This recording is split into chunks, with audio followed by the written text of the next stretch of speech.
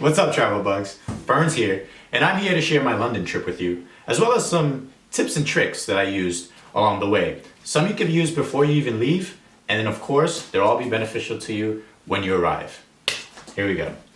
So there are two things you can do before you leave. One of those things is order and get yourself an Oyster Card. Now these are transit cards that are used to get around London. You can use it on the underground, on the tram, you can use it on National Rail, and you can use it on buses. It's very, very valuable. You can order an Oyster Card online and have it shipped to your home address. So you have it with you on your travel and right when you get there, so you don't have to queue up in line at the airport. It's really a time saver. I'd recommend loading it with about 20 pounds for every 3 days that you plan on spending there. Start there and fill up as you go. The real convenience of this is it's cheaper than buying a one-way ticket for each of your trips. And also, it's capped at how much you might spend. For example, traveling between zones 1 and 2 all day long will only cost you £6.50. Guys, this is seriously your #1 travel tool within London. I highly, highly recommend it. And if you have any questions about the Oyster Card that aren't covered here or in the link, hey, shoot me a message. Snapchat, Twitter, Instagram, you name it. I'll get back to you, I promise. All right, travel bugs. So the next thing you need to do before you leave for London is make sure the credit and debit cards you're bringing do not carry foreign transaction fees. What these are fees their financial institution charges you for swiping your card outside of the country using a different currency. They charge you a rate, usually about 3%, to convert the currency into American dollars. It really behooves you to make sure every card you're bringing over does not carry this transaction. Usually these are cards that carry with them an annual fee. So be sure to check that annual fee card in your wallet and make sure it doesn't have foreign transaction fees. Now this may not seem like a big deal, but for frequent travelers like myself, it can really add up. That's 3% on top of every transaction. This is especially valuable when you're traveling to a place that has a currency that's stronger than the dollar, such as the UK. Remember folks, don't bring any of those cards that may get you 2%, 3%, or 5% cash back, yet you're being charged 3% by your institution. It's really a case of 1 step forward, 2 steps back.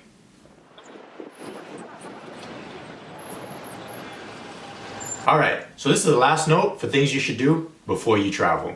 I can't stress this enough, guys. I saved the best for last. Don't be caught in a place you do not know without data. Now there's several ways you can get data. Buy a SIM card for your unlocked phone, or you can switch to a carrier which allows you to roam for free, such as T-Mobile. So that's make sure your carrier allows you to roam, or once you arrive, buy a SIM card to stick into your phone, and you'll be paying whatever the rates are over there, but at least you'll have data. Okay, so that was your to-do list for before leaving. Now when you arrive, Google Maps. Google Maps is so important in planning out your day.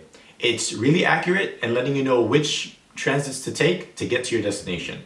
It gives you several options, of course, usually with the top one being the most efficient. I use it here in Boston, and I use it whenever I go to New York. It was invaluable in London. Lastly, we have my personal favorite because it really made my trip.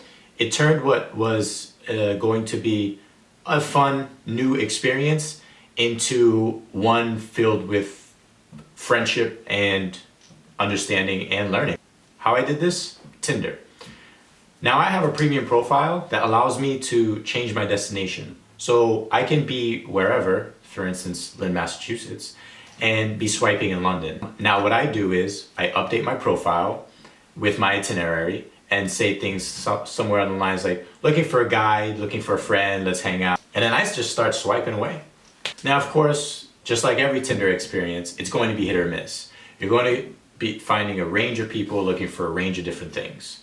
Luckily, I was able to find 2 people that made my experience top-notch. Not only were they friendly, but they knew the area. So they were able to show me around, give me pointers, and when I wanted to go out, go to the club, I don't know how it is where you are from, but here in Boston, and especially in New York, you've got to be on a guest list. You've got to know somebody.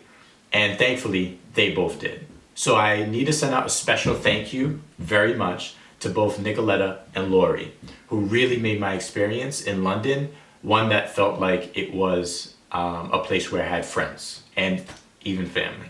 So don't discount Tinder and be specific about what you're looking for. It works, it helps, and it can really, really lead to an amazing experience like I had. So that's it, Travel Bugs. Those are my 5 pointers for London. Now, let's see it.